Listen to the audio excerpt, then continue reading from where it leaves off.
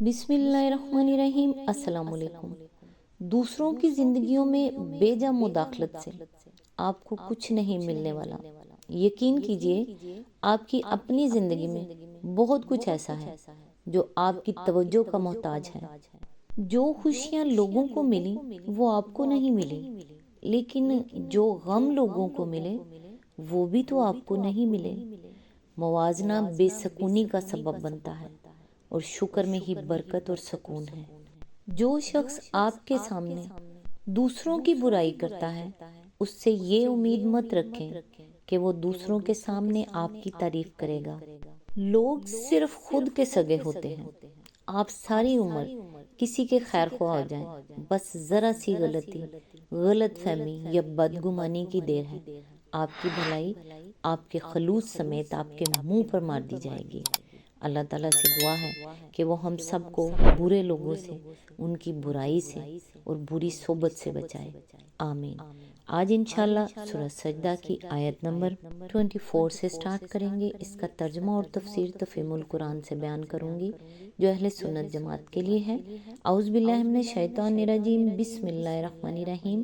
اور جب انہوں نے صبر کیا اور ہماری آیات پر یقین ڈالتے رہے تو ان کے اندر ہم نے ایسے پیشوا پیدا کیے جو ہمارے حکم سے رہنمائی کرتے تھے۔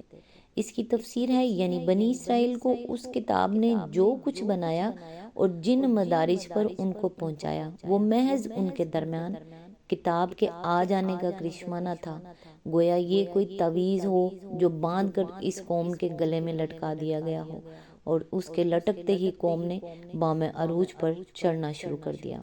نہیں، بلکہ یہ ساری کرامت اس یقین کی تھی جو وہ اللہ کی آیات پر لائے، اور اس صبر اور ثابت قدمی کی تھی جو انہوں نے احکام الہی کی پیروی میں دکھائی۔ خود بنی اسرائیل کے اندر بھی پیشوائی انہی کو نصیب ہوئی جو ان میں سے کتاب اللہ کے سچے مومن تھے اور دنیاوی فائدوں اور لذتوں کی تمام میں پھسل جانے والے نہ تھے۔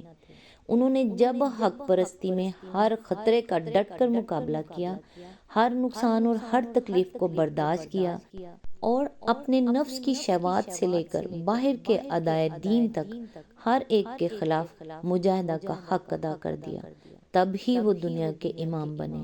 اس سے مقصود کفار عرب کو متنبہ کرنا ہے کہ جس طرح خدا کی کتاب کے نزول نے بنی اسرائیل کے اندر قسمتوں کے فیصلے کیے تھے، اسی طرح اب اس کتاب کا نزول تمہارے درمیان بھی قسمتوں کا فیصلہ کر دے گا۔ اب وہی لوگ امام بنیں گے جو اس کو مان کر صبر و ثبات کے ساتھ حق کی پیروی کریں گے۔ اس سے منہ موڑنے والوں کی تقدیر گردش میں آ چکی ہے۔ آیت نمبر 25، یقیناً تیرا رب ہی قیامت کے روز ان باتوں کا فیصلہ کرے گا جن میں بنی اسرائیل باہم اختلاف کرتے رہے ہیں۔ اس کی تفسیر ہے یہ اشارہ ہے ان اختلافات اور فرقہ بندیوں کی طرف جن کے اندر بنی اسرائیل ایمان و یقین کی دولت سے محروم ہونے اور اپنے راست روائمہ کے پیروی چھوڑ دینے اور دنیا پرستی میں پڑ جانے کے بعد مبتلا ہوئے۔ اس حالت کا ایک نتیجہ تو ظاہر ہے جسے ساری دنیا دیکھ رہی ہے کہ بنی اسرائیل ذلت و نکبت میں گرفتار ہیں۔ دوسرا وہ ہے جو دنیا نہیں جانتی اور وہ قیامت کے روز ظاہر ہوگا۔ آیت نمبر 26، اور کیا ان لوگوں کو ان تاریخی واقعات میں کوئی ہدایت نہیں ملی کہ ان سے پہلے کتنی قوموں کو ہم ہلاک کر چکے ہیں جن کے رہنے کی جگہوں میں آج یہ چلتے پھرتے ہیں، اس میں بڑی نشانیاں ہیں، کیا یہ سنتے نہیں ہیں؟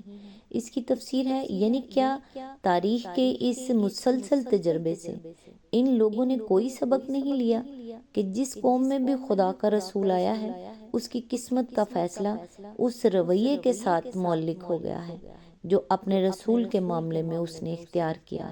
رسول کو جھٹلا دینے کے بعد پھر کوئی قوم بچ نہیں سکی ہے۔ اس میں سے بچے ہیں تو صرف وہی لوگ جو اس پر ایمان لائے۔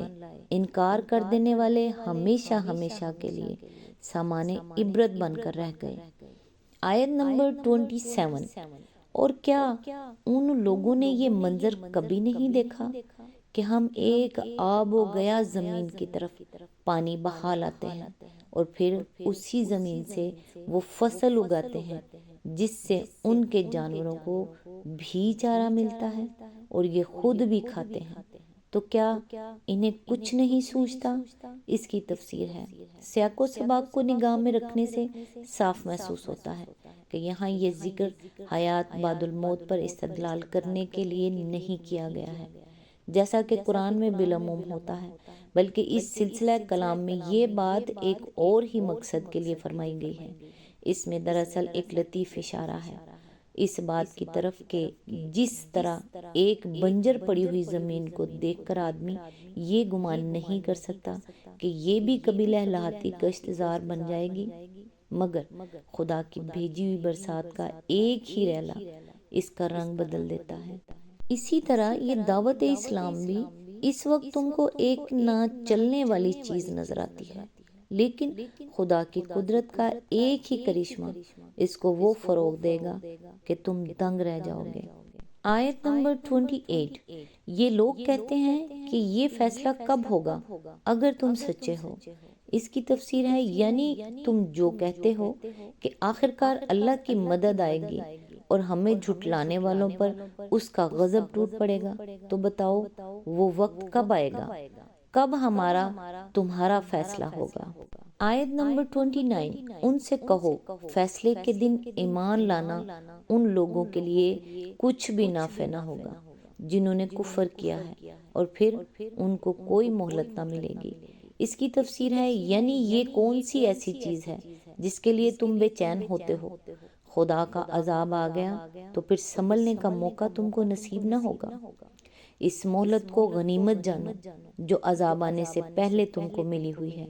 عذاب سامنے دیکھ کر ایمان لاؤ گے تو کچھ حاصل نہ ہوگا۔ آیت نمبر 30، اچھا انہیں ان کے حال پر چھوڑ دو اور انتظار کرو، یہ بھی منتظر ہیں۔ یہاں پر سورہ سجدہ مکمل ہوئی۔ نیکسٹ انشاءاللہ سورہ الاحزاب سے سٹارٹ کریں گے، تب تک کے لیے دعاؤں میں یاد رکھیے گا۔ اللہ حافظ۔